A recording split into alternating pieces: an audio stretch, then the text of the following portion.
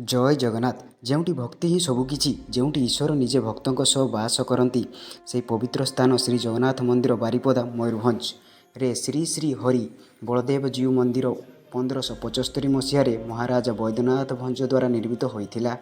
ଏହାକୁ ପୁରୀ ଜଗନ୍ନାଥ ମନ୍ଦିର ପରେ ଦ୍ୱିତୀୟ ଶ୍ରୀକ୍ଷେତ୍ର ବୋଲି ପରିଚିତ। ଏଠାରେ ତିନି ରଥ ଲର୍ଡସ୍ ବଳଭଦ୍ର, ଦେବୀ ସୁଭଦ୍ରା ଓ ଲର୍ଡସ୍ ଜଗନ୍ନାଥ ପରିଚିତ ହୁଅନ୍ତି। ଦେବୀ ସୁଭଦ୍ରାଙ୍କ ରଥ ମହିଳାମାନେ ଟାଣନ୍ତି, ଯାହା ପାରମ୍ପରିକ ଅଭିଜ୍ଞତା ଓ ନାରୀ ସଶକ୍ତିକରଣ ପ୍ରତୀକ। ଏହି ରଥଯାତ୍ରା ପୁରୀ ଜଗନ୍ନାଥ ରଥଯାତ୍ରା ପରେ ଏକ ଦିନ ପରେ ଲୋକଙ୍କ ମଧ୍ୟରେ ଭକ୍ତି ଓ ଆନନ୍ଦର ସହ ଉଦ୍ଯାପିତ ହୁଏ। ରଥଯାତ୍ରାରେ ଆୟୋଜନ ସ୍ଥାନୀୟ ଏବଂ ପ୍ରାଚୀନ ରୀତିରେ ଚାଳିତ ହୁଏ, ଯାହା ଘର ଘରର ପାରମ୍ପରିକ କଳା ଓ ସଂସ୍କୃତି ଦର୍ଶାଯାଏ। କୁହାଯାଏ, ଜଗନ୍ନାଥଙ୍କ ଦର୍ଶନ କଲେ ମନର ସବୁ ଦୁଃଖ ଦୂର ହୋଇଯାଏ ଓ ଜୀବନରେ ଶାନ୍ତି ମିଳେ। ଏହି ଭିଡ଼ିଓଟି ଭଲ ଲାଗିଥିଲେ ଲାଇକ୍, ସେୟାର ଏଣ୍ଡ ସବସ୍କ୍ରାଇବ୍ କରନ୍ତୁ। ଜୟ ଜଗନ୍ନାଥ।